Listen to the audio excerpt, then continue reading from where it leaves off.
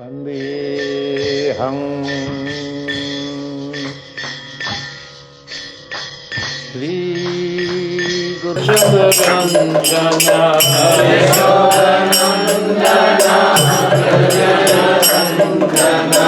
Yashoda Nandana Bhajana Ranjana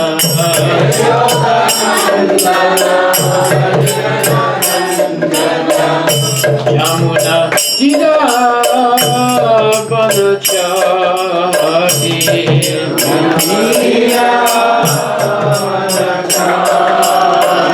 Yamuna Dida Banachari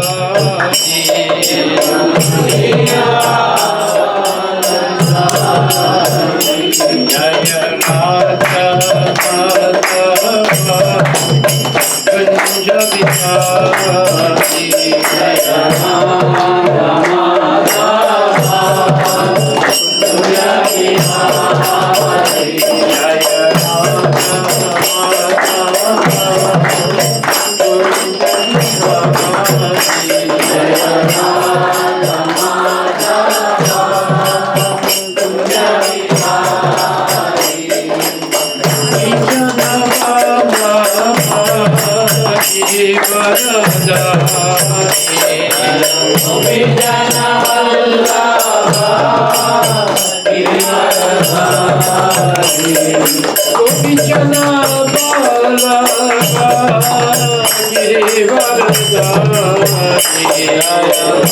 Jaya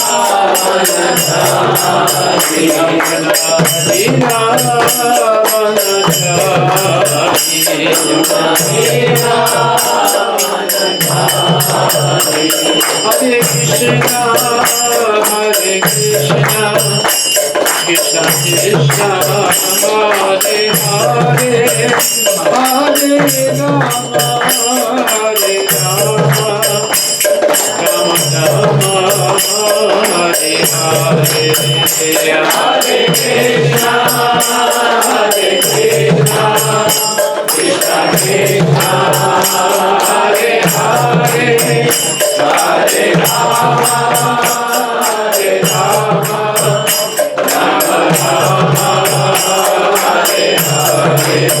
Bola Hare Krishna, Hare Krishna, Krishna Krishna, Hare Hare, Hare Rama, Hare Rama,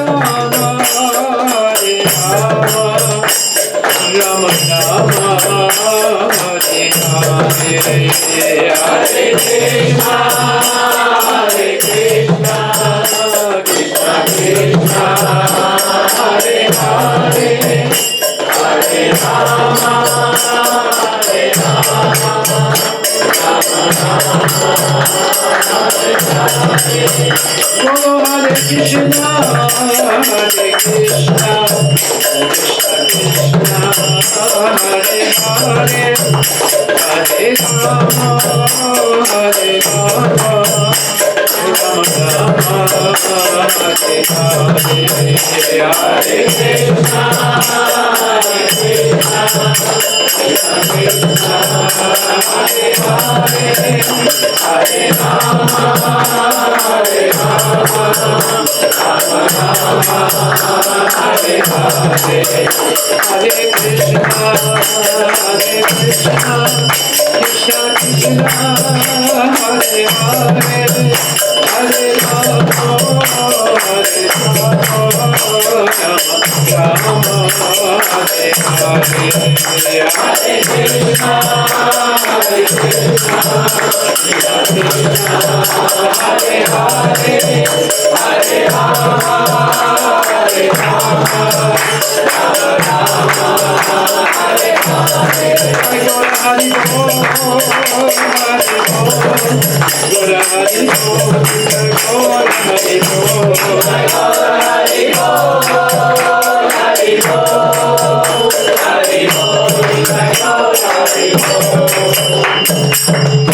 Gaura Premanandi ki jai, Srila Prabhupada ki jai, Jai Om Vishnupad, Paramahansa Purvajaka, Ashtatara Satarishi, Shishimada's Divine Grace, A.C. Bhaktivedanta Goswami Maharaj, Srila Prabhupada ki jai, Santakoti Vaishnava ki jai, Namacharya Srila Haridas Thakur ki jai, Premasika Ho, Sri Krishna Chaitanya, Prabhu Nityananda, Sri Advaita Gadadhar, Sri Vasudeva Gaura Bhaktivinoda ki jai, Sri Radha Krishna Gopinath, Samakunda Radha Kunda Giri Govardhan ki jai, Shri Vrindavan Dham ki jai, Shri Mayapura Dham ki jai, Jagannath Puri Dham ki jai, Tulasi Devi ki jai, Bhakti Devi ki jai, Ganga Maya ki jai, Jamuna Maya ki jai, Samaveda Bhakti Mindi ki jai, Nitai Gaura Premanande.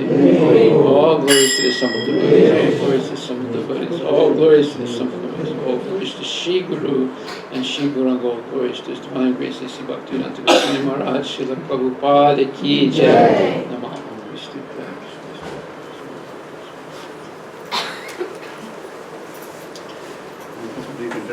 Yeah, can we first put this right here? So use it as a tape.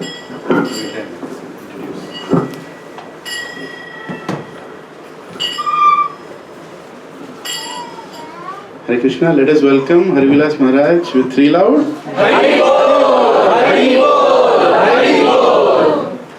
Maharaj has served in many countries. Praveen Prabhu has given me a quick introduction which I am trying to repeat. Maharaj has served in many countries and currently he is the temple president in ISKCON Seattle. And Jyotsna Mataji had mentioned a lot about Maharaj when she was there in Seattle. I think there are some ex-Seattle devotees here. Can you lift your hands? Yeah, so yeah, you should be introducing because I am not that fortunate to have known Maharaj for much time. I did live in US but in a different side of the US. But I am very happy that Maharaj is here. So we all should be very fortunate. We should feel very fortunate that such a pure soul is here today to give some of his time, and that too in a very abrupt, unplanned way. But still, let's all thank even Praveen Prabhu for making this happen with 3 loud. I saw a message from Praveen Prabhu 11:30 in the night, and then I saw it 3:30 in the morning. I don't know when he slept. So all this is doing only for us to get Maharaj's association. So all glories to his service, and even Suma Mataji for organizing this satsang on a midday on a weekday. So once again, let's enthusiastically hear and take full advantage of the little time that we have from Maharaj with, let's say 3 loud Haribol once again. Hari! Haribol! Haribol! Haribol! Thank you, Maharaj.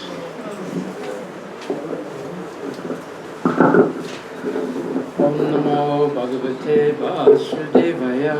Om Namo Bhagavate Vasudevaya. Om Namo Bhagavate Vasudevaya. Om Namo Bhagavate Vasudevaya. Om Namo Bhagavate Vasudevaya. Om Namo Bhagavate Vasudevaya. So we can chant together. Om Aganyati Mirandasya Yananjasalakaya Chakshuranitam Yena Tasmai Shri Gurave Namaha Shri Chaitanya Manubhishtam Swaditam Yena Bhutale Swayam Rupa Gadamayam Dadati Swapadantikam Vandeham Shri Guru Shri Jatapachikamanam Shri Gurun Vaishnavansha Shri Rupam Sagrajatam Sahaguna Raghunatam Vitam Tam Sajivam Sadvaitam Savadrutam Parijana Sahitam Krishna Chaitanya Devam Shri Radha Krishna Pradam Sahaguna Lalita Shri Vishaka Nivitamsa He Krishna Karuna Sindhu Dinabandhu Jagatpate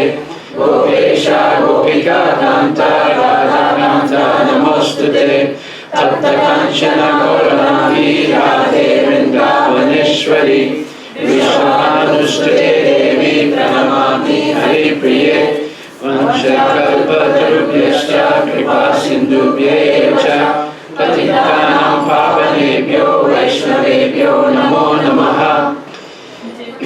Jai Shri Krishna Chaitanya Prabhu Nityananda Shri Advaita Gadadhar Srivasadi Gaura Bhaktavinda Hare Krishna Krishna Krishna Hare Hare Hare Rama Rama Rama Hare Hare Bolo Hare Krishna Krishna Krishna Hare Hare Hare Rama Rama Hare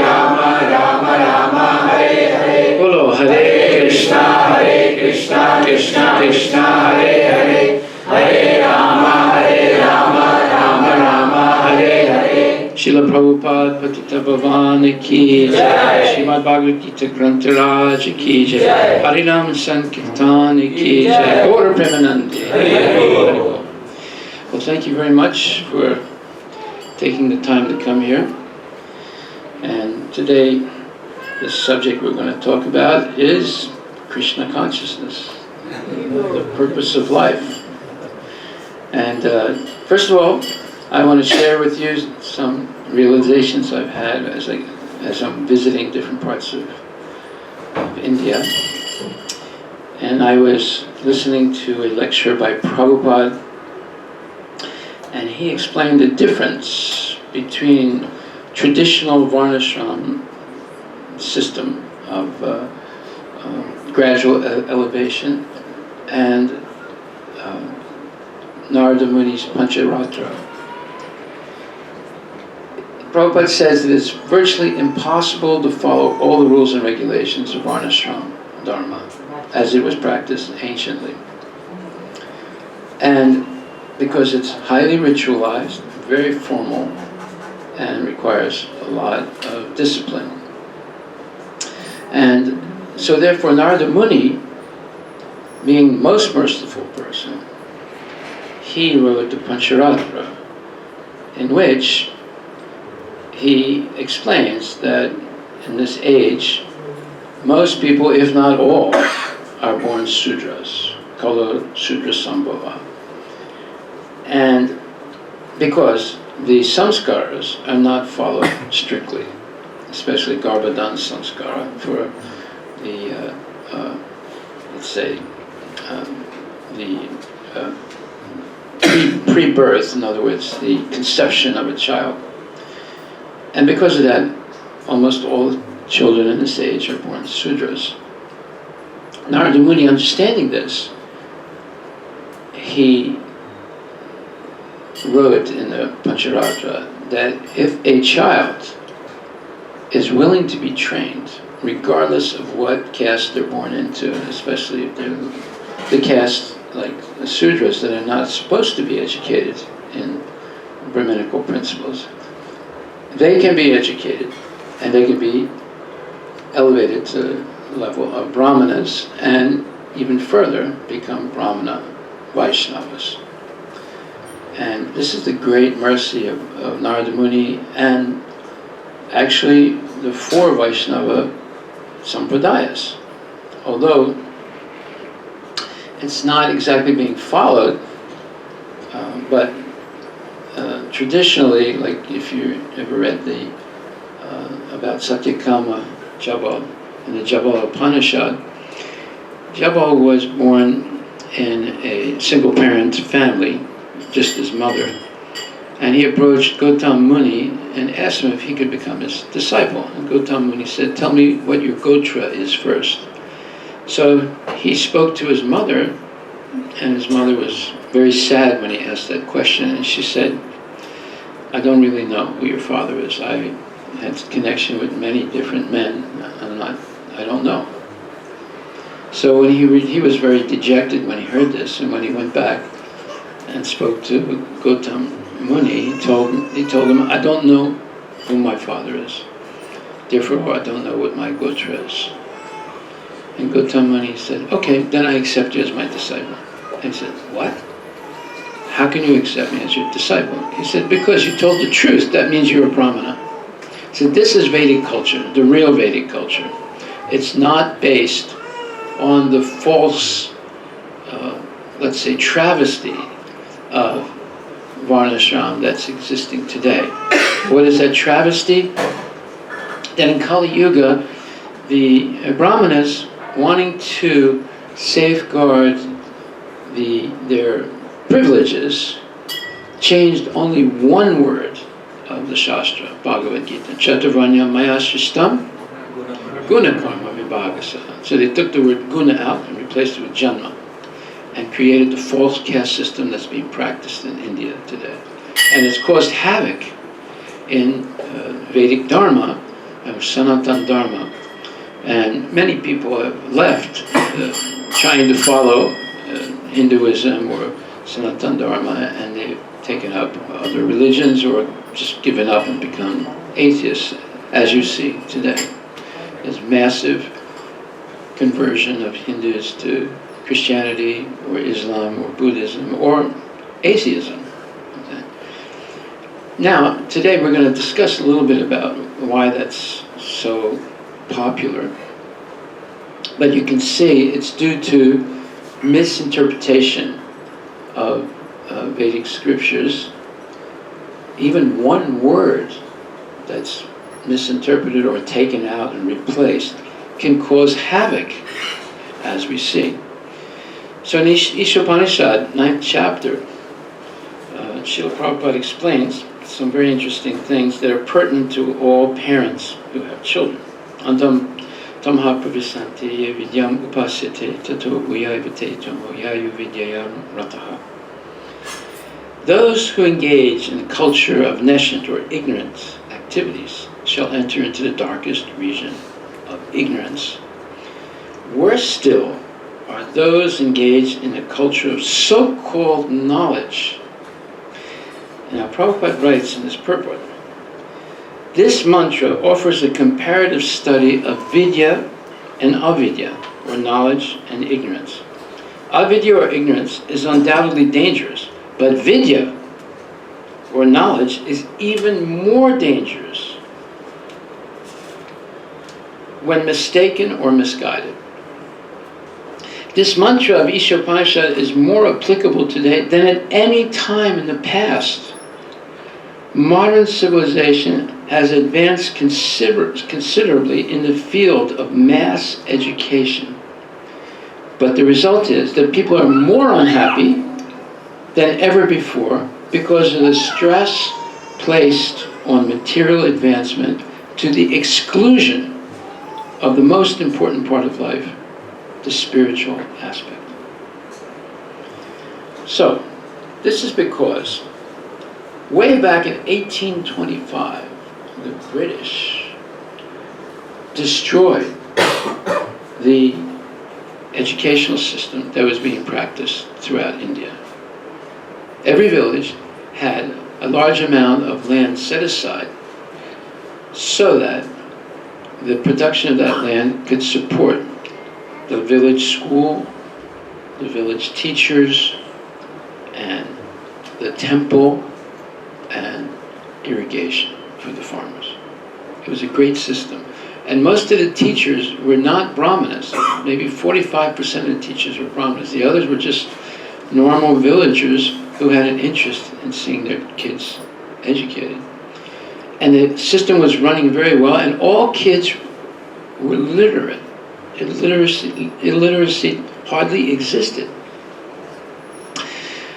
But Lord Macaulay, one of the leaders of the British colonial empire in India, he understood that as long as the Indians were adhering to their religion and to their culture, it would be impossible for the British to transform them into followers of Christianity and Western norms or Western so-called style of living. So they had to destroy the Indian educational system, and they did. They did it in very subtle ways by promising the Indian villagers and different educators that they would now, because they were running the government, fund the education. But they insisted that it should be in English, everything should be taught in English. At that time, all the kids were taught in their vernacular languages, their local languages. And therefore, unfortunately, the people accepted, and they were more or less forced to accept also. And all that subsidy of land being cultivated and funding the education of the kids, and teachers, and the temple, and irrigation, and farming, was eliminated. And the British never really funded it as they said they were. And what happened was that now kids were being taught the English standard, and they were introduced to the Western style of education, which is ultimately based on humanism. Humanism is a fanatical philosophy that rejects the existence of God and says that we should only rely on science, reason, and logic.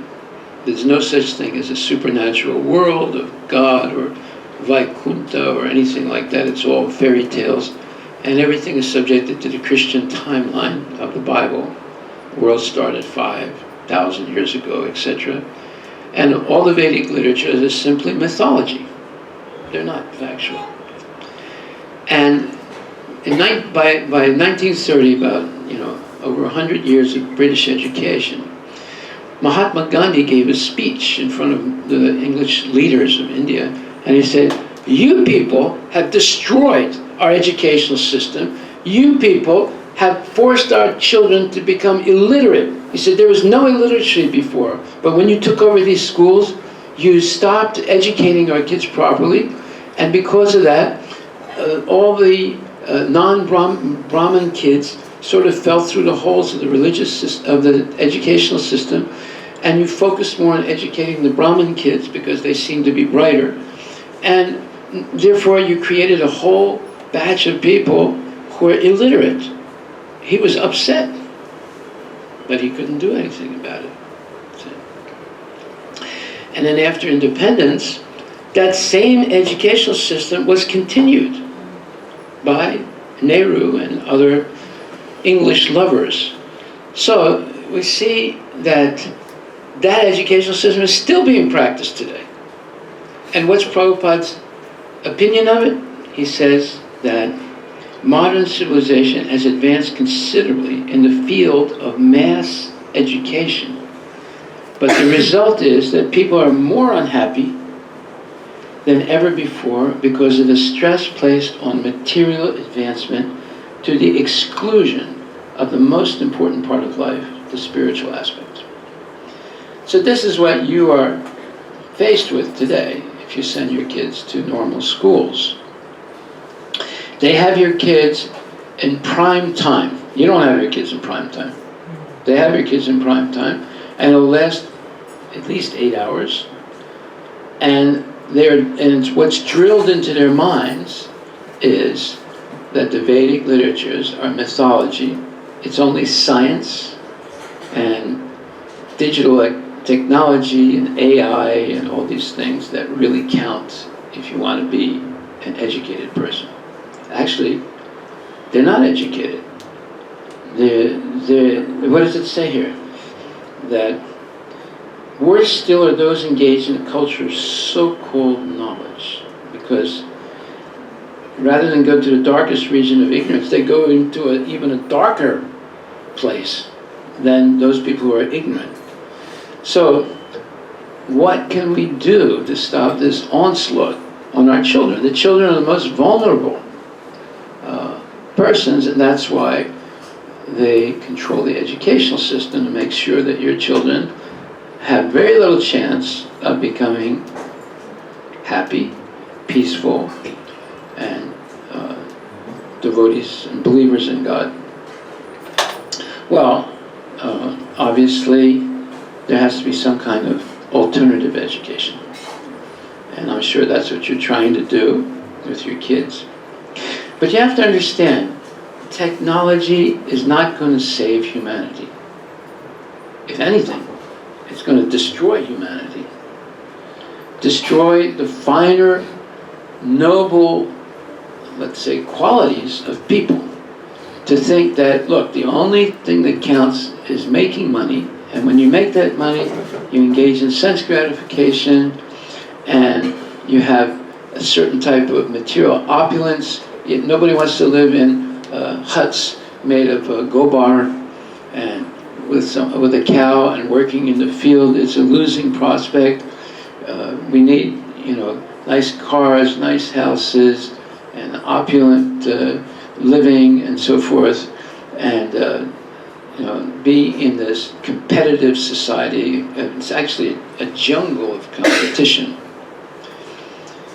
Microsoft wants to destroy Google, Google wants to destroy Facebook, Facebook wants to destroy Twitter, Twitter wants to destroy this. They all want to destroy each other, right?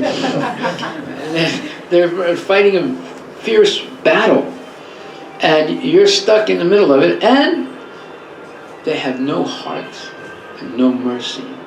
Just like there was once a young boy, he put 50 cents in a Coca-Cola machine, and he pushed the lever, and nothing came out.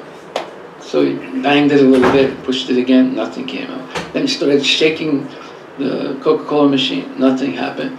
Then he got frustrated, he said, Prabhuji, please give me my money back, or give me the Coke. And nothing happened. You know why? Because Coca-Cola machines do not have kripa. Only human beings have kripa, and not all of them. Most of them don't have kripa. So, you see, the problem with this digital technology, it's based on 1010101010101010. Well, what happens is that digital technology is a weapon of mass distraction. It's like, if you know Costco, you know what Costco is? Yeah. Right. So Costco, they have psychologists planning how to set up a store, a Costco store. So what they do first is they put all the food way in the back, so that you have to walk through the whole store before you get to the food. So one wife told her husband, go to Costco and get some bananas, they're on sale. He said, okay. So he goes to Costco, and he has to walk, and he's passing all these different things, and they're all on sale. And so before he got to the bananas, he already bought a new 96-inch television set. Brand new, 96-inch. And then he bought a special lawnmower, sit-down lawnmower, and he bought a whole bunch of things. And he forgot to buy the bananas. So by the time he got home, his wife said, did you get the bananas? He said, oh, I forgot. He said, what? What did you do there? I said, but I got a new 96-inch television, and I got a sit-down lawnmower. He said, are you crazy? I just asked you for bananas. You see, that is weapons of mass distraction. We're distracted. You go on the internet, you're only going to see what the news is, and you read about Trump in Gujarat, Modi, right? And then you see something else, you go there, and then you see something else. All of a sudden you spent 1 hour or 2 hours on the internet. And nowadays they tell you how long you use your cell phone. And most people, right, especially kids or teenagers, they have 8 hours a day on the cell phone. Did you know that? It's the normal time. If you count all the times you go on your cell phone, and kids, in Instagram and all these different social media places, and every time there's a little ping, immediately they go for what was it, right?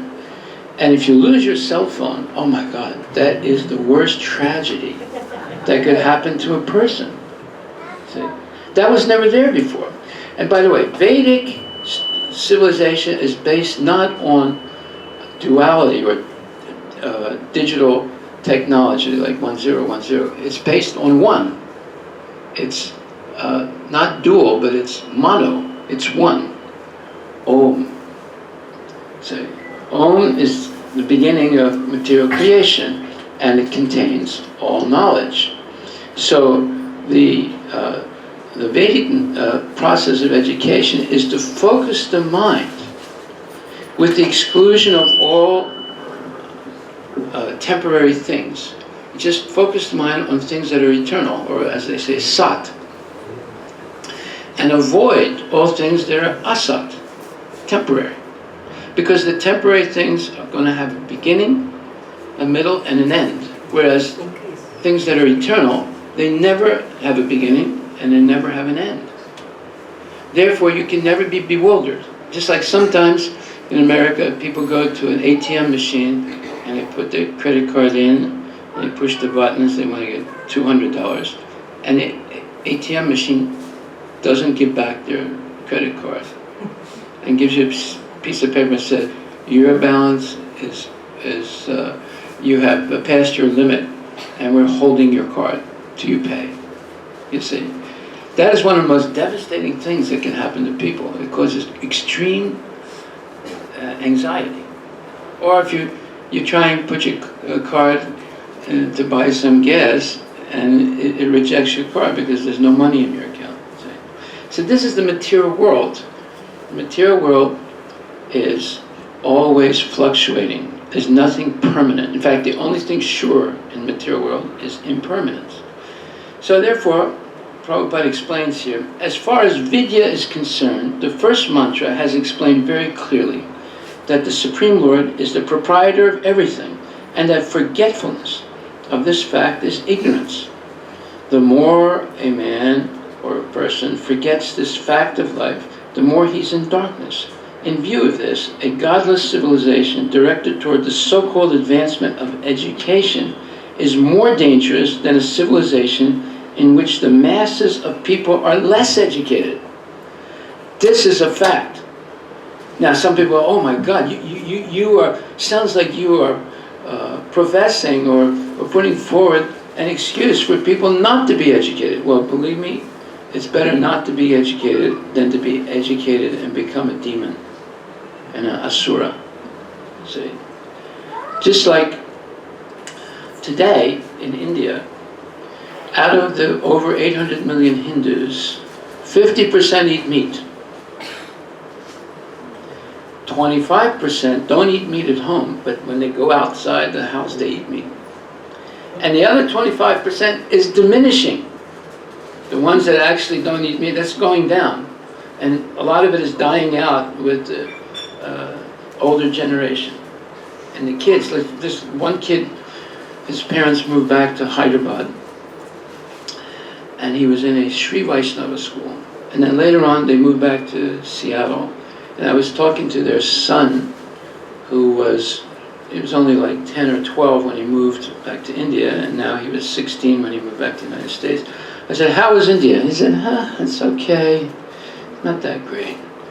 I said, were you going to school? He said, yeah, I was going to a Sri Vaishnava school. I said, how was that? He said, it was terrible. Terrible. Why is it terrible?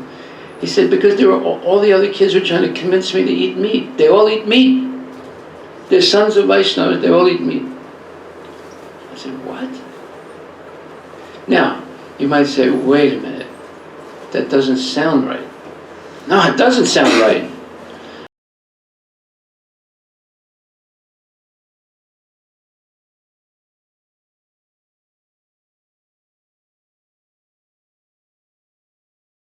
But these things are going on nowadays. There's an onslaught of negative, let's call it, philosophy, negative points of view, trying to destroy the few fibers of Vaishnava Siddhanta in this country. And it's a purposeful strategy by the Christians, by the Muslims, by the Buddhists, and by the atheists. These are the four negative groups in this country. Okay, so what does it mean when Prabhupada says that the advancement of, the so-called advancement of education is more dangerous than a civilization in which the masses of people are less educated? Well, there was once a guru, and he was giving a lecture, and one man came and interrupted the lecture, and he said, Swamiji, I've read this book, and I've read that book, and I've read this other book, and I read that book. What do you think? And Swami said, I will answer you tomorrow. He said, why don't you answer me now? He said, you're interrupting the class. You will receive my answer tomorrow. So the next day, one of his disciples took a bottle of different colored powders. You know, sometimes you see these bottles, they're like rainbow colors inside the bottle. They're different colors. And a note. And he said, this bottle is the answer to your question. To get the final answer, as soon as you get the bottle, shake it really hard. And that'll be the answer. So the boy, the man, he had the bottle, and there were different levels of colors, you know, red, blue, green, and so forth. And then he shook it really hard. And then when he looked at it, it was gray. There were no more distinct colors. And he was confused. How is this the answer? So he went to see the devotee, and he said, I don't understand the question. I mean, I don't understand the answer. You sent me this bottle with different colors. I mixed it, and then it all became gray. What kind of answer is that? He said, that's what is in your mind after reading all those books. The books themselves are explicit, but your mind scrambled it like shaking the powder, and it ended up gray, non-distinct. It's just like nowadays, you ask a PhD a question, a simple question, right? And you say, well, the answer is like this.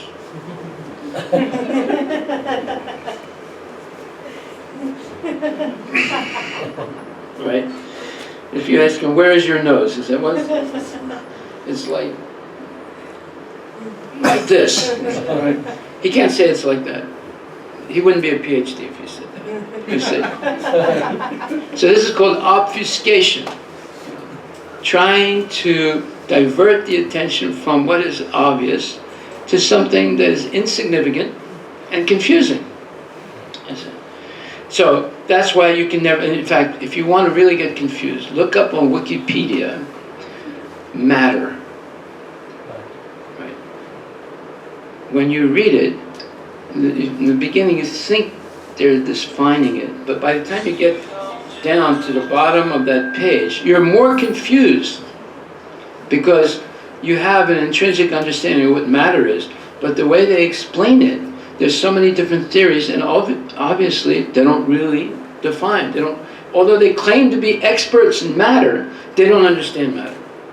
Have you ever looked at on Wikipedia? Yes? It's like that. It's like that, right? They have so many theories of what it is, but they're not sure. So we see these are the scientists, these are the top thinkers, these are the top philosophers, and they claim to have a particular advantage over everyone else to understand what is matter, because they say there's only matter, there's no spirit. But when they try to explain what it is, they don't know what it is.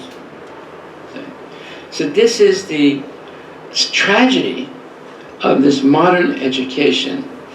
It leaves you up in the air, but just like there was once a Brahmin who was poor, and he never actually felt that he was satisfying himself when he ate. So he decided to give up being a Brahmin. And he went to a neighbor who was a Muslim, and he knocked on the door, and he said, "Sir, I would like to eat your food." The Muslim said, "Huh? My food? My food is haram for you." He said, No, I don't want to be Brahmin anymore. I want to eat your food." He said, "Okay, come in." So the Muslim didn't like the Brahmins anyway. And so he brought him a little bit of meat, and it was somewhat gray. That means a little bit old. And the Brahmin ate it, and he said, "Sir, can I have some more? This is not enough." He said, "No, I don't have any more." And the Brahmin said, "Oh no, I gave up my religion, and I couldn't even fill my belly." Now you see, that's what's happened. People are giving up their religion, and it's leaving them more dissatisfied than before. At first they think they're more satisfied, but later on they see they're more dissatisfied. Just like there was one Indian gentleman who converted from Hinduism to Christianity. And anyone, when they convert you from Hinduism to Christianity, it's not really Christianity. They teach you hatred for Hindus. That's what it actually is. I'm a Christian, I know what Christianity is. They're not teaching Christianity here. They're teaching hatred, the complete opposite of Christianity. So, therefore, the Hindus that convert to Christianity, they're the most fanatical Christians, so-called Christians. And they hate Hinduism. Now what do the Christians do when they convert someone? First thing they do is teach them to eat meat. What did the Muslims do when they were trying to force Hindus to become Muslim? They would force them to eat meat. What's the difference? Is there any difference between the two? There's no difference. No difference at all. They're both practicing Asuric type of religion. Now there might be some people who are sincere, but that doesn't count. Just like one time there was a false guru, but he had many disciples. And he ordered his disciples to build a boat made out of cement, just like this building is made out of cement, right? What do you think is going to happen to the boat when they launch it? It's going to sink, for sure. So the launch day came, they all got in the boat, and the guru said, okay, launch the boat. They launched the boat, it sank, and they all died, and they all went to Narak, and they met Yamaraj. And the disciples said, what's going on here? You know, why are we here in Narak? And Yamaraj said, well, because you were following your guru. Well, what does that mean? We were sincere. He said, yeah, you were sincerely following, but he's a rascal. And that means that you are also responsible. So how can we be responsible? We were just being good disciples. But you chose a nonsense person to follow. Therefore, whatever happens to him, happens to you. So in the same way, this person who converted to Christianity, and he was a fanatic, and eventually he got his dream. He got a green card to go to America. And he and his family went to America, and he enjoyed the American dream. I came to America with a nothing, and now I got 2 houses, and I got 3 cars, and my kid is going to Stanford, and my wife has beautiful clothes, and well, but unfortunately, he got cancer. Yeah, if you eat so much meat, you'll end up getting cancer, right? And he got the best treatment in medical science, chemotherapy and radiation. And now he was dying. And one Hindu friend of his came and said, Prabhuji, wouldn't it have been better if you stayed in India and just remained a Hindu and maintain your vegetarianism? He said, oh no, you don't understand. He said, what is it I don't understand? If I did that, I wouldn't have been able to get chemotherapy and radiation in America. This is how crazy people have become. See? And the craziest thing is, they give you chemotherapy and radiation in India. You don't have to go to America anymore to get it. You see? So, what are we talking about now? We're talking about old is gold. This is an Indian saying, right? Here you have Bhagavad Gita. Every billionaire in Silicon Valley today has started companies to solve the problem of death. Google invested $1 billion in research to solve the problem of death. You understand? Because billionaires say, we have so much money, we can't spend it in a normal human duration of life. We need many lives to spend all this money. Therefore, we have to solve the riddle of death. Who else wanted to do that? Ravana. Huh? Hiranyakashipu. They're all demons. But see, this book, Bhagavad Gita, is all about liberating you from death. And rather easily. See? And let's take a look at what Krishna says in the 12th chapter. He says, Yetu sarvani karmani maya sanyasya matpara ananyana yogena mam dhyanta pasate te samaham samudartam mrityu samsara sagara bhavami nachirat partha maya vesita chetasam. But those who worship me, giving up all their activities unto me, and being devoted to me without deviation, engaged in devotional service, and always meditating upon me, having fixed their minds upon me, O son of Pritha, for them I am the swift deliverer from the ocean of birth and death. This is a promise Krishna is making. He also says, Man manabhava mad bhakto madhyaji mam namaskuru mam evaisasi satyante pratijane priyosime. He says, Man manabhava, always think of me. Mad bhakto, become my devotee. Madhyaji, worship me. Mam namaskuru, offer your homage and devotion and service to me. Satyam te, I promise you. He says, Satyam te, I promise you, you will come back to me. This book is how to attain immortality. Now you're already immortal, but we all became dumbed down by the glitter of material world. And we thought, why should Krishna dance with the gopis? Why can't I dance with the gopis? That's what we say. Why should Krishna be the center of all attraction? Why can't I be the center of all attraction? One time I was listening to an imam give a lecture on the YouTube, and he was talking about Jannat, heaven. Their heaven is different than Vaikuntha, it's not the same thing. And the Christian's heaven is also different than Vaikuntha. But that's another subject, that's another lecture. We'll get to that some other time. Anyway, he was talking about Jannat, where there's 70 virgins for every man.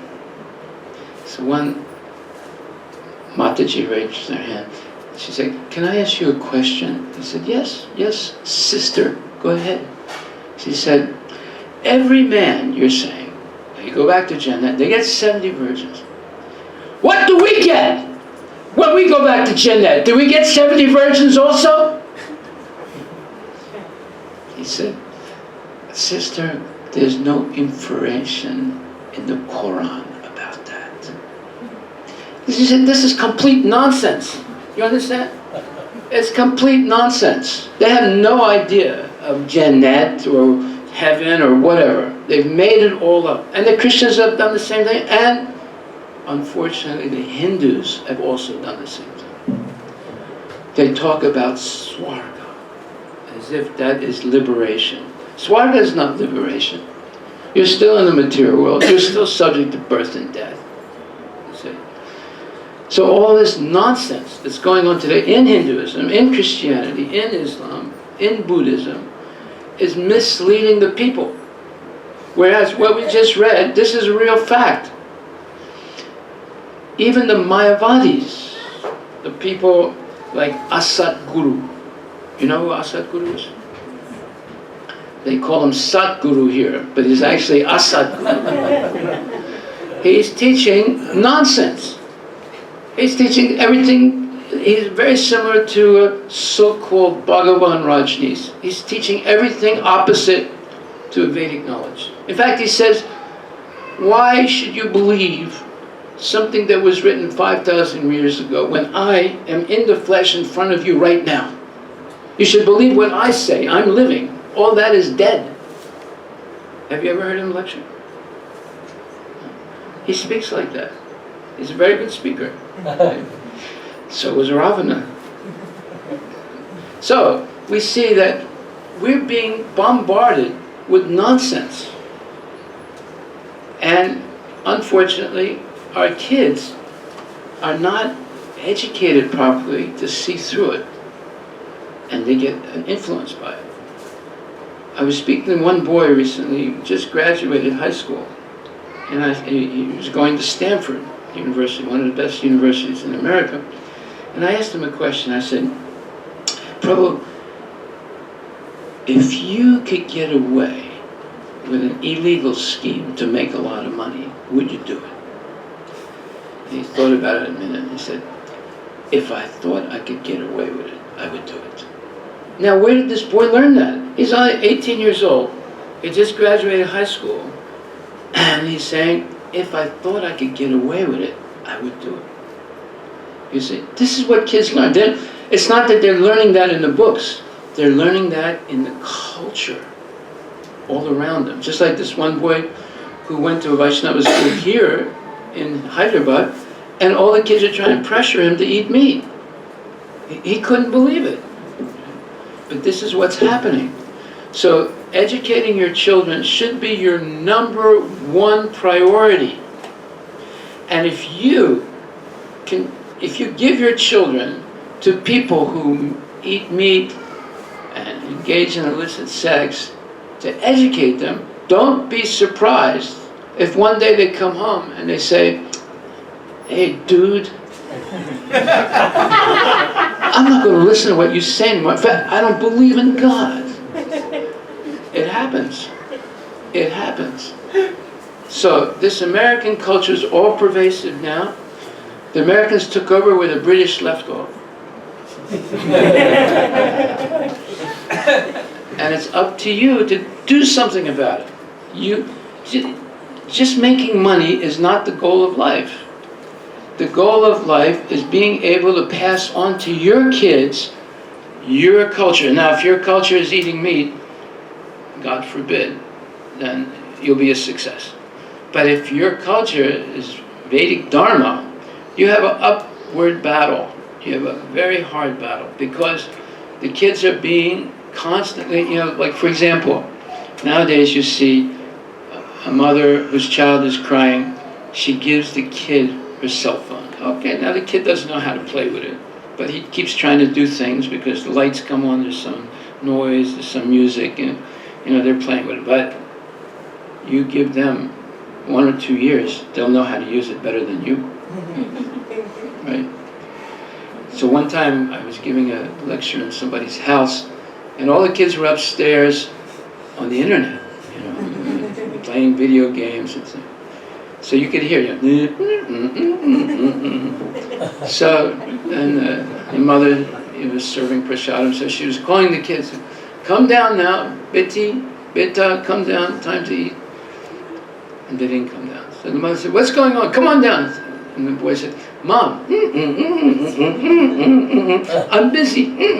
She said, what are you doing? I got to kill this guy to go to the next level. Please let me kill him. Now, wait a minute. This is what they're learning. Their brains are being programmed to be desensitized to killing. These games that they're playing are extremely dangerous video games. They can completely destroy a child's consciousness from being moral, following rules, just like Arjuna. In the beginning, he wasn't following the rules. It's not that he was being sinful, but actually he was. The most sinful thing was he refused to follow Krishna's order. But he had enough composure and sense to say to Krishna, Sisyasteham sadimam tvam prapanam. Now I'm confused, I don't know what I'm doing. I'm going to surrender to you. You be my guru, but you have to answer my questions first. And Krishna said, okay. So, Arjuna, this is spiritual life. Spiritual life is questions and answers. You must have many questions. Why is there suffering in this world? If God is good, why is someone born blind? And if God is good, why is there war? Why is there this? Why is this? Why is that? There are many questions you have. So when you meet someone who's a genuine Vaishnava, a genuine devotee, they should be able to answer every one of your questions to your full satisfaction. So Arjuna started asking Krishna very intelligent questions, and Krishna answered them one after the other. And afterwards, Arjuna said, Param Brahma, Param Dhamma, Pavitram Paramam Bhavavam, Purusham Sasvatam Divyam, Adidevam Ajam Vibhu. You are the Supreme Personality of Godhead. You are the ultimate destination for all persons. Pavitram Idam Uttamam. You are completely pure, you're completely above all ignorance. Uttama. Purusham Sasvatam Divyam. You're a transcendental person. Sasvatam, you are never born, you're never going to die. And Adidevam, you're the original God. Ajam, you were never born, and you'll never die. Vibhum, and you're the greatest of all. This is after 10 chapters of hearing Krishna. And then at the end of the Bhagavad Gita it says, Nasti moha smitir lapa tat prasadat muyachita stito asmi gata sandeha karisya vachanam tava. He says, Na asti moha, no longer do I have any moha, illusion. Smitir labva, I can remember who I am. I'm your eternal servant. I'm not Telangana, I'm not Andhra, I'm not Bengali, I'm not Gujarati, I am your eternal servant. That's who I am. See? And Tat Prasada Mayuchita, Krishna, this is your best prasadam. Best prasadam is not dosas and idlis and chutneys. The best prasadam is Atma Tattva, understanding who you are in relationship to God and the material world, and to and what your real duty in life is. And then he says, Stitosmi Gata Sandeha, now I'm situated in my right position, and all my doubts are finished. Karishya Vachanam Tava. Now I'm going to do whatever you say, Krishna. Now, I'm going to ask a question to the ladies. Okay. You're mothers. If your child grows up and says, Mata, whatever you say, I'm going to do, would you be happy or sad? Happy. Now you know something about God. You analyze yourself honestly and you will understand something about God. Let me ask a question to the gentleman. If you had two friends, one always gives you something and the other one always wants to take something from you, which friend would you like the best?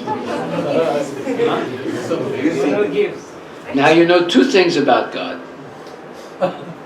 See? Because you are made in the image of God. You're not God, but you're made in the image of God, right? You are the child of God. You are Mamai Vamsa Jiva Bhuta Jiva Loka Sanatana. You are Mama Eva Amsa. You are part and parcel of God. So, if you analyze yourself honestly, you'll know about Krishna. If you say Krishna, Karisya Vachanam Tava, oh Krishna, he's going to be very pleased with you. Whatever Krishna says, that's what I'm going to do. That is the ultimate statement of faith in God and Krishna. And if you're a giver and not a taker, then Krishna is going to like you very much. Like, for example, when you invite someone to your house, a pandit, to do Satyanarayana Puja. And in the beginning, he says, now repeat Mama. What does that mean? Huh? What does Mama mean? Me, right? In other words, this puja is for me, right? Now let's see what Krishna says. Bhagavad Gita, 18th chapter, text 6. All these activities, meaning yajna, dana, karma, and tapasya, right? These are all activities of Vedic Dharma, right? All these activities should be performed without attachment or any expectation of result.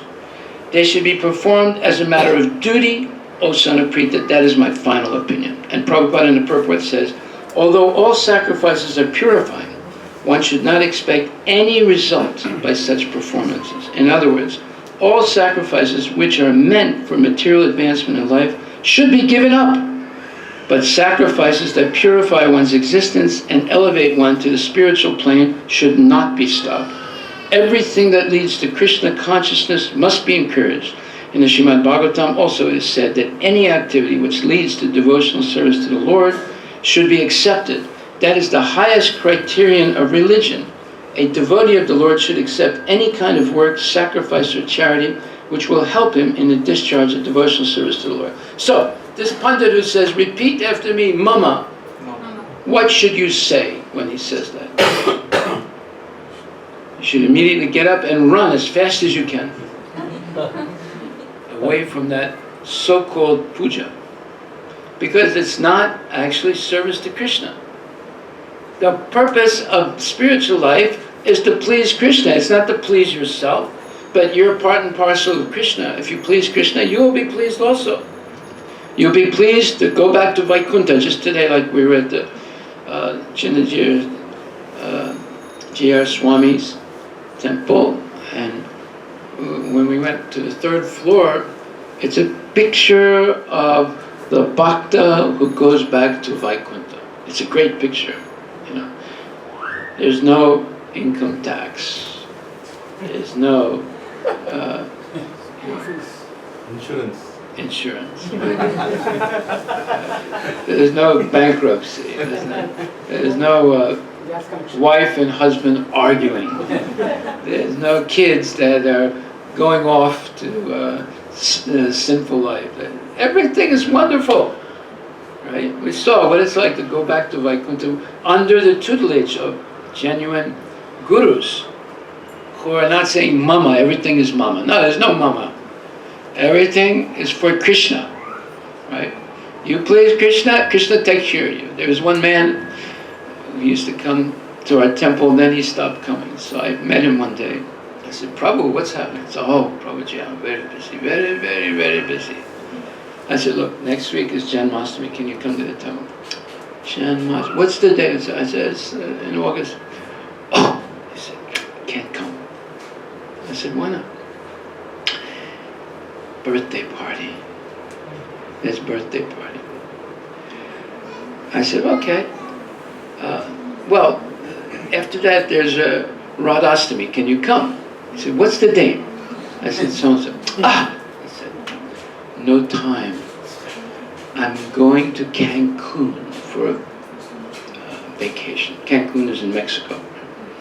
I said, okay, but after Radhastami there's another festival, and you're welcome to. I said, what date is that? I said, it's in the middle of September. Oh, no time. So what's wrong?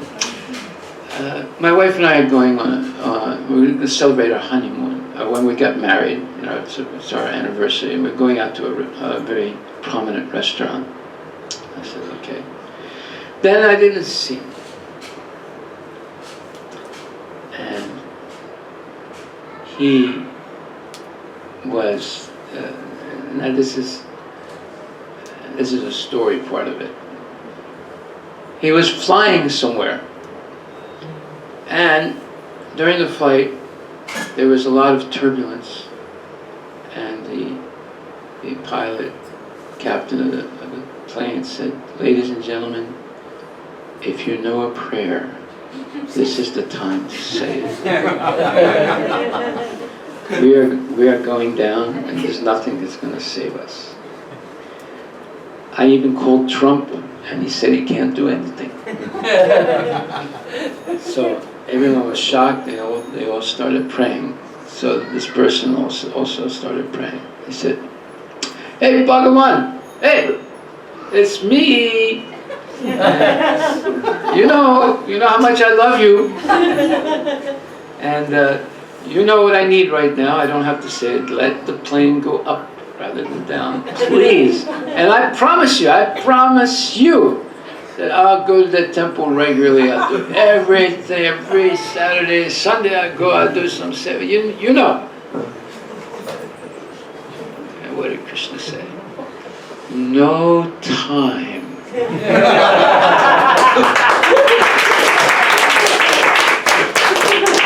So if you don't have time for Krishna, don't expect him to have time for you. You have to make time. Now, last thing I'm going to talk about. It's called the cycle of karma. It's very interesting. In nature, there are many cycles. There's the carbon cycle, nitrogen cycle, potassium cycle. There's the cycle of water cycle. There's the cycle of birth, death, old age, and disease, right? There are many cycles that are self-sufficient, that keep the earth self-sufficient, right? There's also the karma cycle. Now, what is the karma cycle? Obviously, we've had many previous births. And when we die in a previous time, yam yam vapi smaram bhavam tyajatam tekule. Whatever you think about at the time of death, and whatever activities you've done during your lifetime, which is usually a mixed bag of some pious activities and some impious activities, it's going to determine what's going to happen to you in your next life. In fact, here in Ishopanishad it says, Vayaranilam amritam atedam basmantam sariram om kratusmara kritam smara kratusmara kritam sara. This is a very important mantra 17. It says, let this temporary body be burnt to ashes, and let the air of life be merged with the totality of air. Now, O my Lord, please remember all my sacrifices, and because you are the ultimate beneficiary, please remember all I have done for you. Now, if you've done nothing in this lifetime for Krishna, there's nothing to remember. Krishna is not going to remember anything.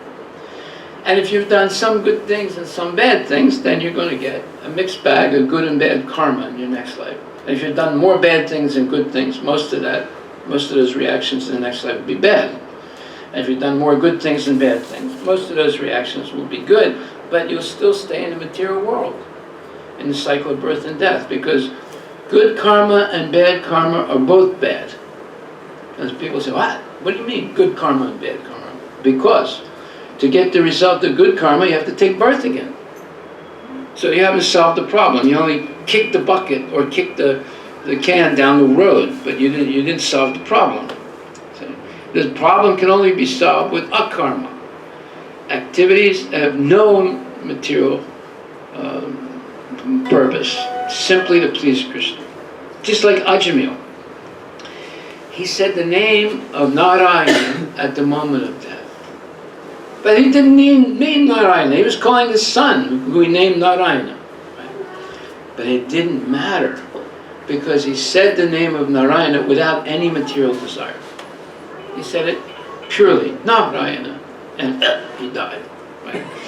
But because he said the name of Narayana without a material desire, all his sins were eradicated, and he's given a second chance.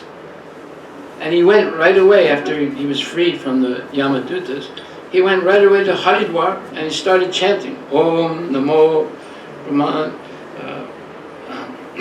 Om Namo Brahmanya, and so forth. He started chanting, Om Namo Bhagavate Vasudevaya. He started chanting this Gayatri mantra, Om Namo Bhagavate Vasudevaya, and eventually he went back to Vaikuntha. You see, that's how powerful the name of God is.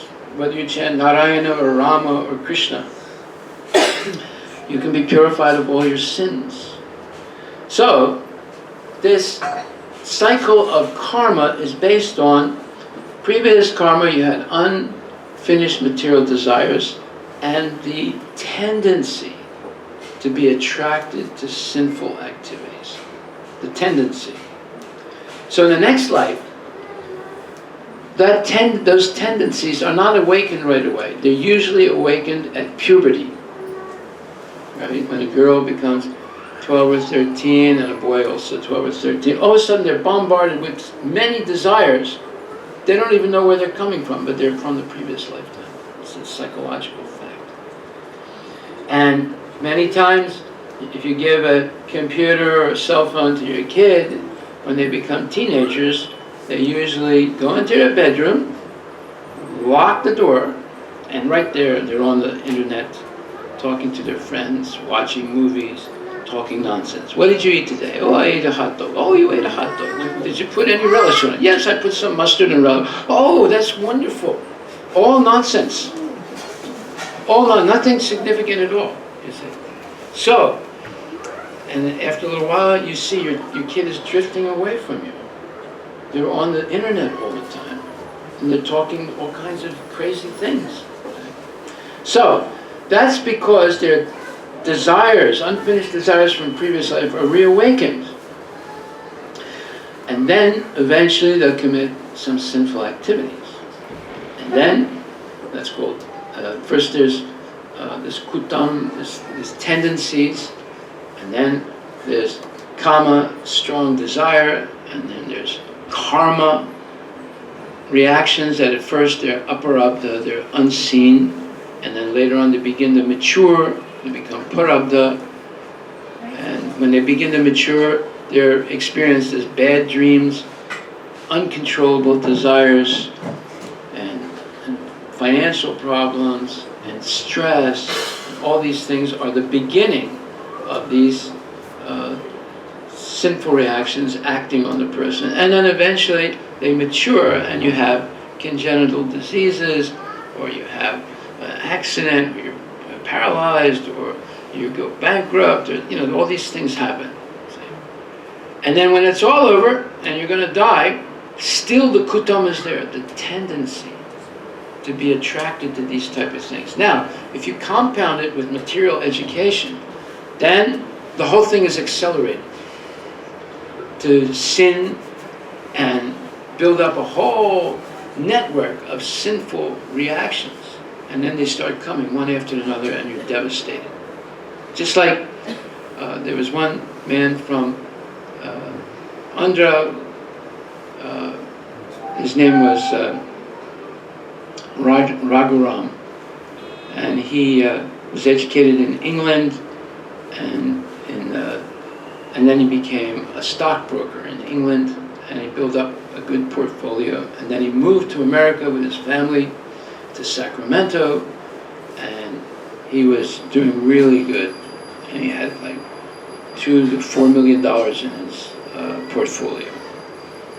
And then the stock market crashed, and he was buying everything on margin, if you know what that means. You only have to put 5% to buy stocks. You know what that means, right? Don't do it. So, when the stocks go down and you bought on margin, the stockbroker calls you up and says, "Sir, you have 24 hours to pay up.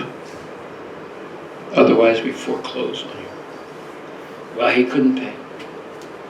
They foreclosed, and he went from $4 million to minus $1 million.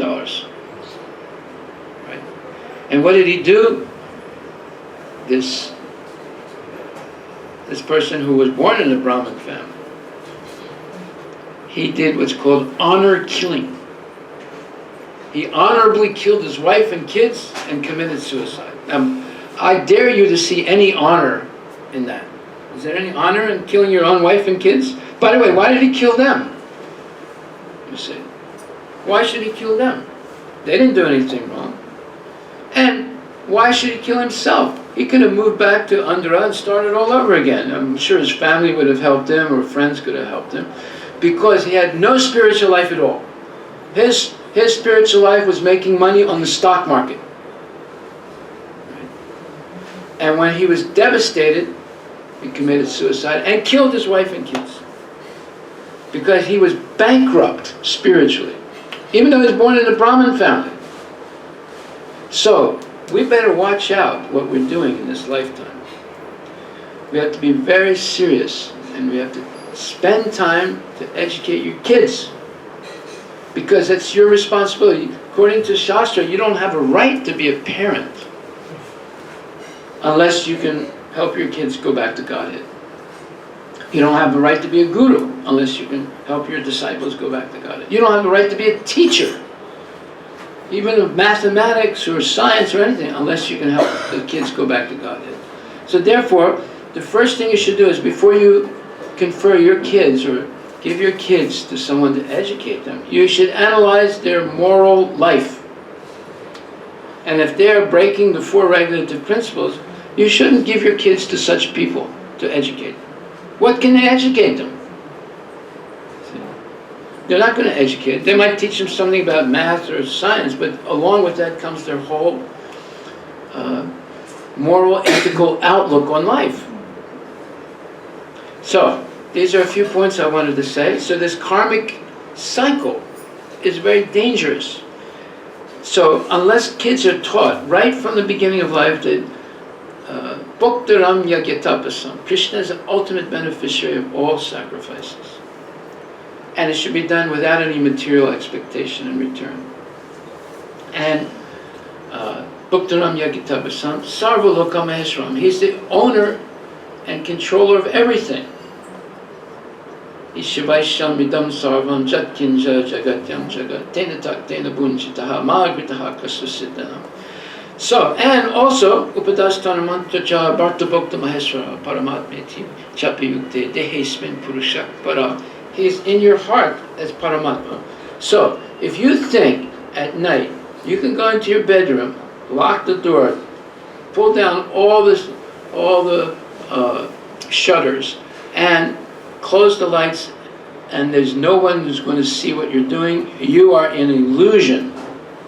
Because Krishna is right there as Paramatma, watching and hearing and knowing everything you're desiring, everything you're thinking about, everything you're doing. So there's no way to get away. There's no way, this is like a rap song, there's no way to get away. Okay? See? So, if we understand that, then we become civilized. And if we don't understand that, we remain dangerous animals. Not dangerous only to other people, dangerous to our own selves. That there's no way we can get away with anything. Just like one gentleman, he's a Sri Vaishnava that I know, he was cheating on his wife, and his wife caught him. And the wife said, "Why did you do such a thing? I've always been loyal to you, I would do anything you want. Why would you do this?" He said, "I thought I could get away with it." That is the dumbest thing in the world. We can't get away with anything. You might be able to cheat on a friend or a wife, but you can't cheat Krishna. He's watching everything we do. So unless we can teach our kids this and learn it ourselves, we're not civilized. We are walking nuclear bombs, just waiting to go off. So these are a few points I want to discuss. I'll stop right there because I know it's getting late. Thank you very much. If you have any questions, you can ask at this time. My rule is, no question, no eat. So you have to ask one question. Hare Krishna Maharaj. Yes. Maheshwar Maharaj. What are the points you said at this current juncture where we are in? I mean, I know this mathematics or material education, whatever we are getting right now, mathematics, science, chemistry and all. I don't know how much relevance we have in our spiritual life, but being in our current state, I mean, how to take care of our kids. I mean, right now they are in an education system where those subjects are compulsory, right? I mean, and to ensure that our kids are properly progressing in their spiritual journey, and to what extent, and how we can go forward, balancing both of them. Well, see, you have the advantage of a lot of people here. If you all have the same preoccupation in your mind, how are we going to educate our kids? You'll band together and you work together, right? So some of you have to forego your IT career and just dedicate yourself to educating these kids. Because it's a worthy investment to invest your time, your energy to educate the kids so that they're not getting contaminated by this demoniac culture and educational system. You have so many people here, I'm sure many very intelligent people. Some of you have to sacrifice. I mean, there's husband and wife. Usually in America, husband and wife both are working in IT. Both are earning well. Well, one of the two should give up their career and make a new career of educating your kids and other kids. And some other women and men might want to do that. And that way you make your own school. And let me tell you frankly, a kid simply has to learn to be very proficient in math and English, and they'll succeed in anything they do. They don't have to learn history of Gandhi and history of the Mughal invasion of India. That's not going to help them at all. That's not going to educate them at all. Right? But they should know math, and they should know English really well. Right?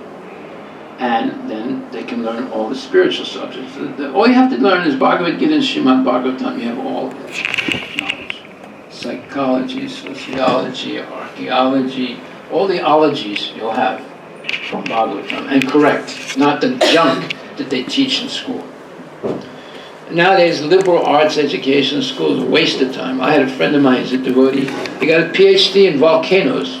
He got a PhD from Pennsylvania University, not University of Pennsylvania, but Penn State College, right? He couldn't get a job. Ended up driving a taxi to make money. You know, the only people who hire you if you're an expert in volcanoes, which is not really a science, by the way. It's a pseudoscience. They don't really know. I mean, if you have a dog or a cow, they can tell you when the earthquake is coming. Believe me. Much better than the seismologist. So anyway, he ended up driving a taxi. So don't waste your time with this nonsense education they're giving to you.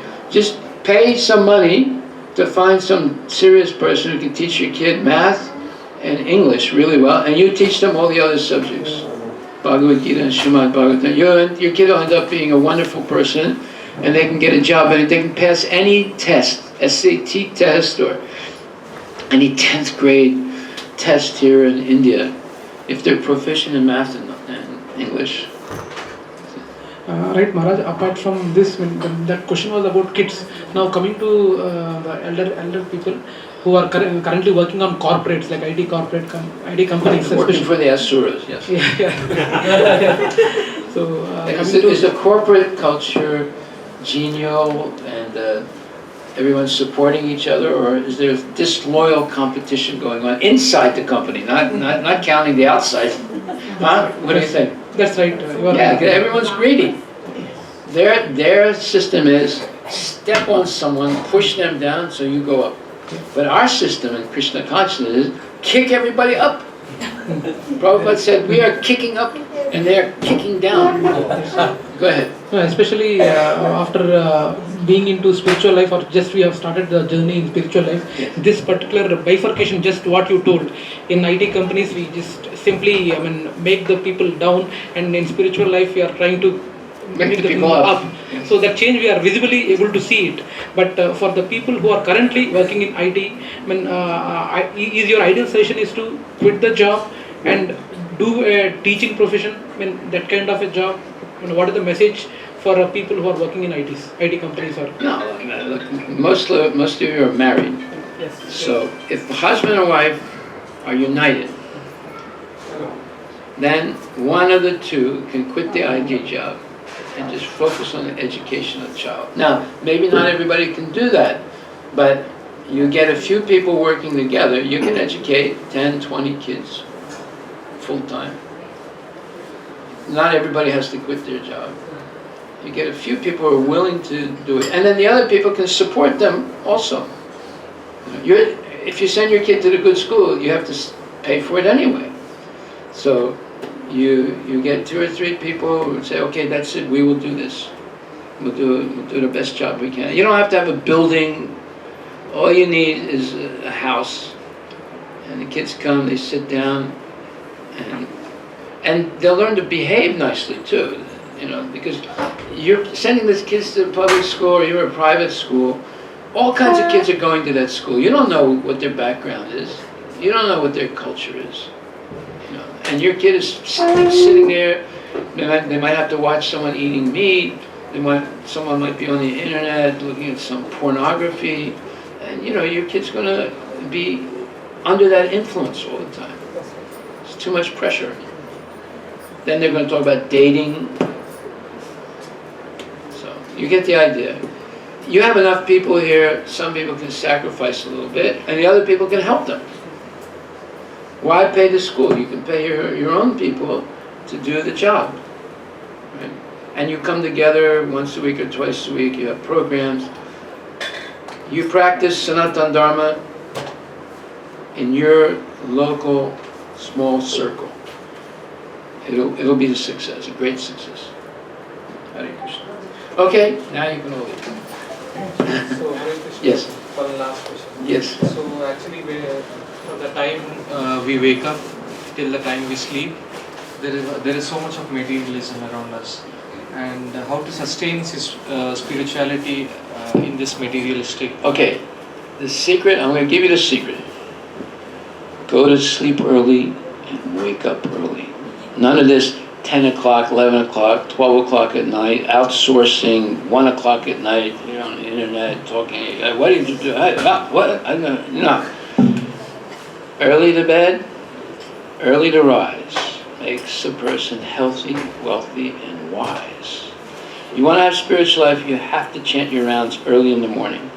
You're not going to be in a Sunday program in somebody's house with your hand in the beanbag.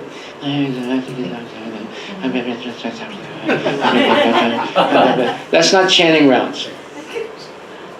That's not chanting. You have to be in a quiet, peaceful setting, no telephone ringing, no deliverables in a half an hour, whatever. Hare Krishna, Krishna Krishna, Hare Rama, Hare Rama, Rama Rama. If you chant your rounds really good every day, and you get in the habit of early to bed, early to rise, you'll be able to do everything much better than before. But if you wake up 8 o'clock in the morning or 7 o'clock in the morning, and, first of all, you're still tired, and you have so many things you have to deal with right away. You'll never be able to chant your rounds. Thank you. Hare Krishna. I know time is going by, but Not for me, no, it's for you. I can stay here 4 hours. It's not a problem. Yeah. I'm so grateful to Praveen Prabhu and Suma Mataji for inviting you. And on behalf of everyone, I would want to thank you, Maharaj, for coming here and giving this time. And The only mistake you made was inviting me, that's all. no, it's Hari Bol, Hare Krishna.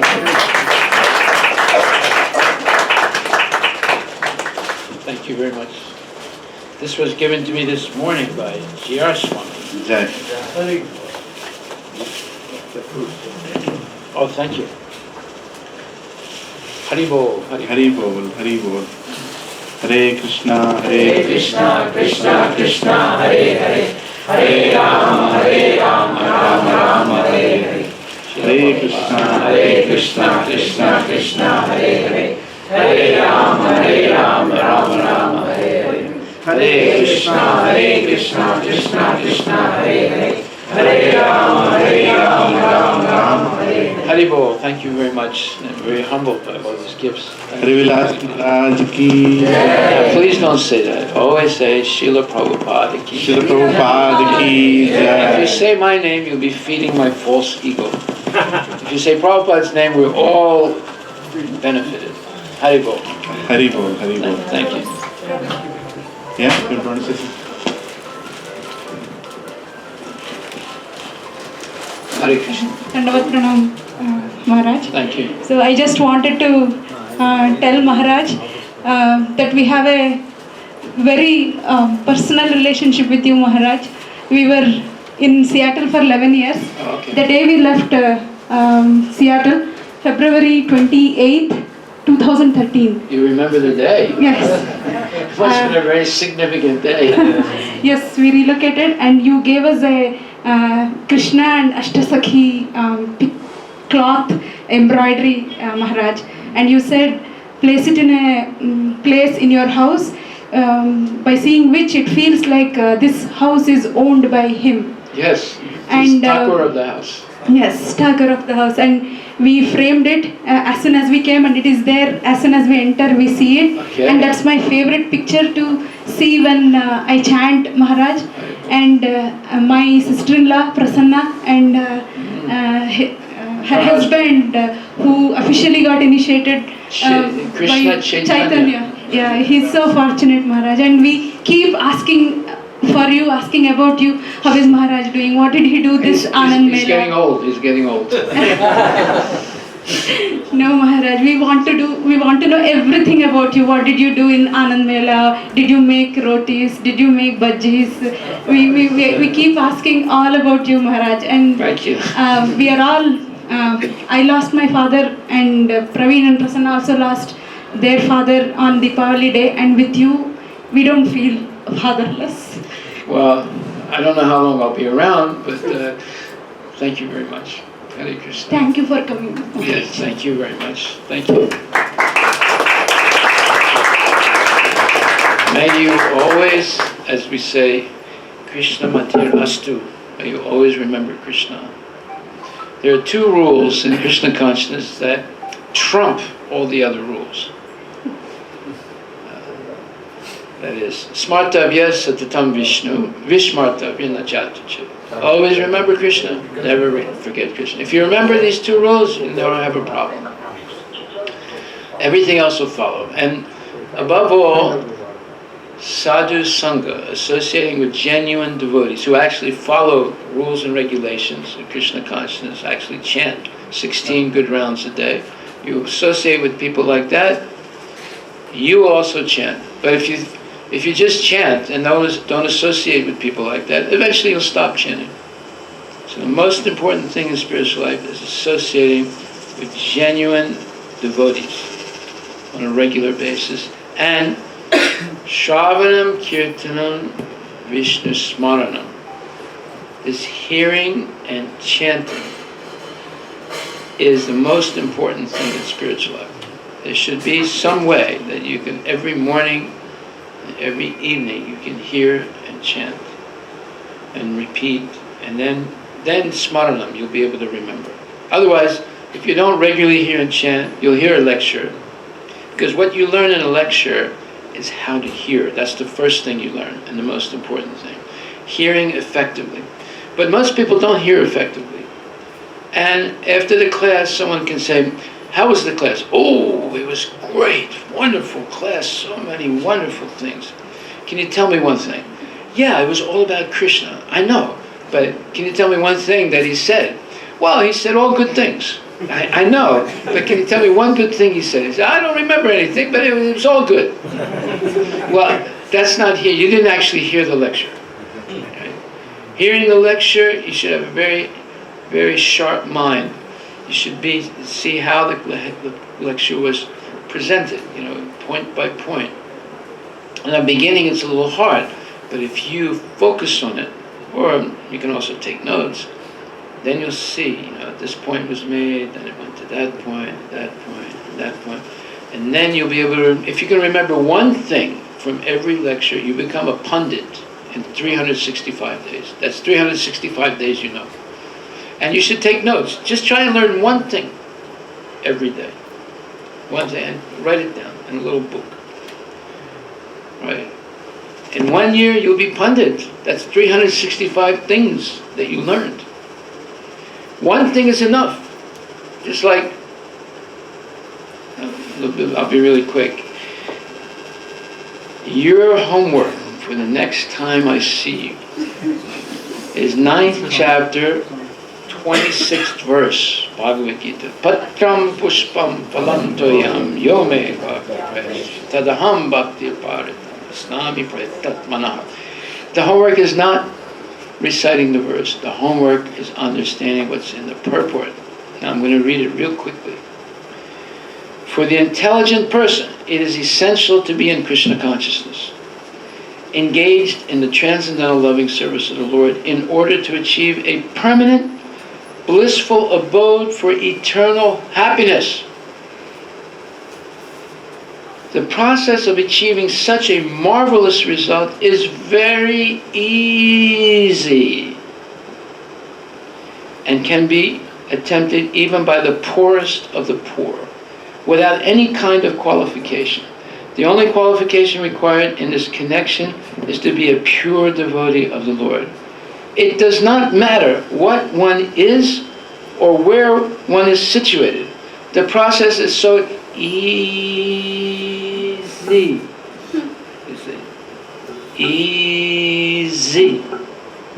Easy, right? That even a leaf or a little water or fruit can be offered to the Supreme Lord in genuine love, and the Lord will be pleased to accept it. No one, therefore, can be barred from Krishna consciousness, because it is so easy. Let's repeat it. Easy, easy, easy. Very good. And universal. Who is such a fool that he does not want to be Krishna conscious by this simple method, and thus attain the highest perfection of life of eternity, bliss, and knowledge. Krishna wants only loving service and nothing more. Krishna accepts even a little flower from his pure devotee. He does not want any kind of offering from a non-devotee. He is not in need of anything from anyone because he is self-sufficient, and yet he accepts the offering of his devotee in an exchange of love and devotion. To develop Krishna consciousness is the highest perfection of life. Bhakti is mentioned twice in this verse in order to declare more emphatically that bhakti or devotional service is the only means to approach Krishna. No other condition, such as becoming a brahmana, a learned scholar, a very rich man, or a great philosopher, can induce Krishna to accept some offering. Without the basic principle of bhakti, nothing can induce the Lord to agree to accept anything from anyone. Bhakti is never causal. That means just because you're a brahmana, or just because you're a pandit, or just because you're rich, or just because you can quote 10,000 slokas, that's not the cause of pure devotion to Krishna. The cause is simply offering leaf, water, fruit, and flower to Krishna with love and devotion. That's what counts. It's not these other credentials that count. The process is eternal. It is direct action and service to the absolute whole. Here, Lord Krishna, having established that he is the only enjoyer, the primeval Lord, and the real object of all sacrificial offerings, reveals what types of sacrifices he desires to be offered. If one wishes to engage in devotional service to the Supreme in order to be purified and to reach the goal of life, the transcendental loving service of God, then one should find out what the Lord desires of him. One who loves Krishna will give him whatever he wants, and he avoids offering anything which is undesirable or unasked. Thus, meat, fish, eggs should not be offered to Krishna. We should add also murgi, no murgi, no machle. If he desired such things as offerings, he would have said so. Instead, he clearly requests that a leaf, fruit, flowers, and water be given to him, and he says of this offering, I will accept it. Therefore, we should understand that he will not accept meat, fish, and eggs, no Hyderabad biryani. Right? It's become a big thing in the world now. In Seattle, we have a restaurant called Hyderabad biryani, as if it's some big thing. Therefore, we should understand that he will not accept meat, fish, and eggs. Vegetables, grains, fruits, milk, and water are the proper foods for human beings and are prescribed by Lord Krishna himself. Whatever else we eat cannot be offered to him, since he will not accept it. Thus, we cannot be acting on the level of loving devotion if we offer such food. So I won't read the rest of it. You understand this one thing. It's very easy, right? Simply, you offer a little bit of food. See, this is a miracle. You take something material, some chole, some rice, and some vegetables, and you cook them in ghee, not in dalda. Krishna doesn't accept dalda. Dalda is the best friend of the cardiac surgeons. They love the fact that you eat food cooked in dalda, and you finish it off with coffee or tea. You are the surgeon's best friend, best customer. You know how many surgeons there are in India now? And how many doctors there are? Every corner there's a doctor. Why is that? They're all making money. Why is that? Because people are cooking with dalda. They're eating fried food. And they're eating junk. The food in India is some of the worst food I've ever seen in my life. Grown with chemicals. The farmers are dying of cancer. The Punjabi farmers, they're putting in fertilizer and pesticides. They're dying of cancer. If they're dying of cancer, what's going to happen to the people eating that food? You see? So not only you should educate your own kids, you should have your own farms and your own goshala. So that you give pure desi cow milk to your kids and pure organic vegetables and grains. You can do it. Why can't you do it? You can do it. You're all making good money. Maharaj, here, Lilananda Prabhu has a farm. Yesterday you drank the milk from the kosher. I know. Thank you. We do it little by little. Yeah, well now you have to add the vegetables and the grains. Yes. And you should don't sell it commercially, just in an internal network.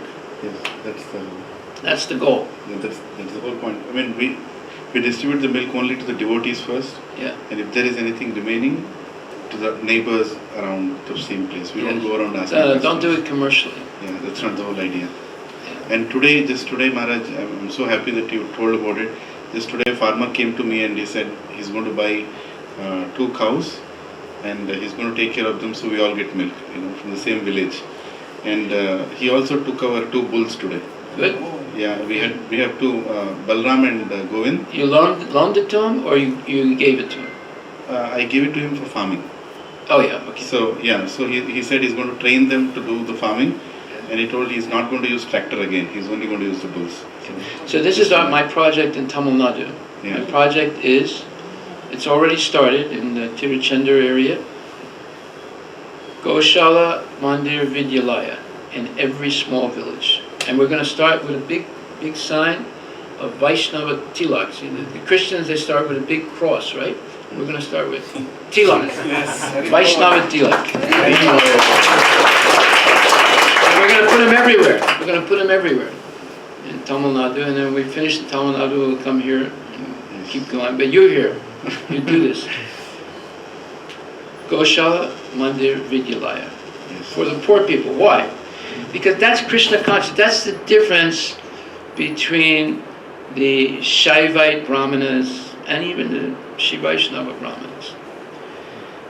They will only educate their own kids to become Brahmanas. But we heard today about Narada Muni and Pancharatra. He opened it up to everybody. So why not? Why not open it up to everyone? Any kid that's willing to be trained, they can become Brahmana, and then even better, Brahmana Vaishnava. That's top. Right? Just being a Brahmana is not enough. You have to become Brahmana Vaishnava. Then you don't say mama anymore. Maharaj, I request your blessings for Praveen Prabhu and Suma Mata. You already blessed them, but special blessings because they are starting to start a preaching program in their house from March of 2020. But you already started in February. It's a very auspicious beginning. See, when you have a group of people that work together, you can do miracles. Individually, it's tough. But you get what's called a core group that has a consensus understanding of where you are and where you want to get to. Then you'll be able to do miraculous things. The secret is having pure desires, not desiring to make money. Napoleon said, money is a good servant, bad master. So if you use the money to serve Krishna and your desire is pure, and I'm going to read one more thing.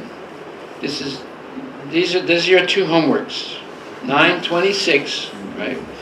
And first chapter, verses 32 and 33.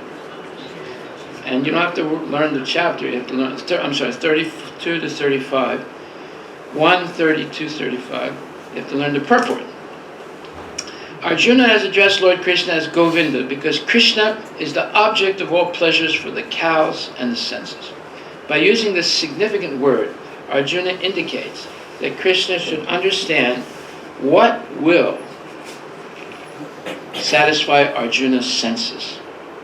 But Govinda is not meant to satisfy our senses. If we try to satisfy the senses of Govinda, however, then automatically our own senses are satisfied. Materially, everyone wants to satisfy his or her senses and he or she wants God to be the order supplier for such satisfaction. The Lord will satisfy the senses of the living entities as much as they deserve, but not to the extent that they may covet. In other words, he's saying, if you approach Krishna, you pray, like you go to Balaji and say, oh Balaji, my business is not doing good, please let it succeed. And I just bought a ticket for the Indian lottery, let me win that lottery, thank you very much and goodbye. That is not a prayer. That is what Banyas say. A prayer is Ishwara Parama Krishna Satchitananda Vigraha Radhe Radhe Govinda Jagakarana. That is a prayer. You glorify the Lord, and you have to know something. But you go and you ask for something, that's not a prayer, that's Banya business. That's trying to do business with God. And nowadays, unfortunately, many Brahmanas are Brahmana Banyas. They're not Brahmana Vaishnavas. They're in the Asirbat business. Now, Asirbat business has better odds than the Indian lottery. Indian lottery is 1 in 30 or 40 million. Asirbat business is 1 in 1,000. If one person that you give Asirbat to out of 1,000 hits the jackpot, you become Bhagavan. I'm not kidding you. You just keep getting Asirbat, yes. Only one person who hits the jackpot, you become Bhagavan. They'll write, your charitra. You became Bhagavan, so-and-so, and this is the charitra. He gave this blessing to so-and-so, and he became millionaire, crorepati. That's enough. So the odds are better in the Asirbat business than the lottery. So, here Krishna says, the Lord will satisfy the senses of living as much as they deserve, but not to the extent that they may covet, or meaning desire. Because He'll only give you what you deserve by your previous karma, nothing more and nothing less. But when one takes the opposite way, namely, when one tries to satisfy the senses of Govinda without desiring to satisfy one's own senses, then by the grace of Govinda, all desires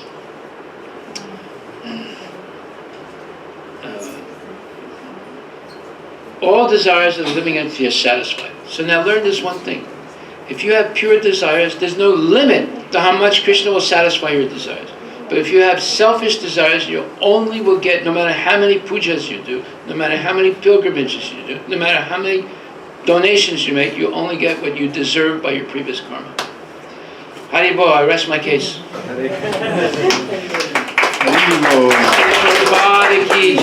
Thank you very much. Wow, I don't have to get a winter coat. Right here. We all can quickly honor Prashadam. Yes, please. Mahaprashade Govinde. Mahaprashade Govinde. Nama Brahmane Vaishnave. Nama Brahmane Vaishnave. Swalpa Punya. Vandeham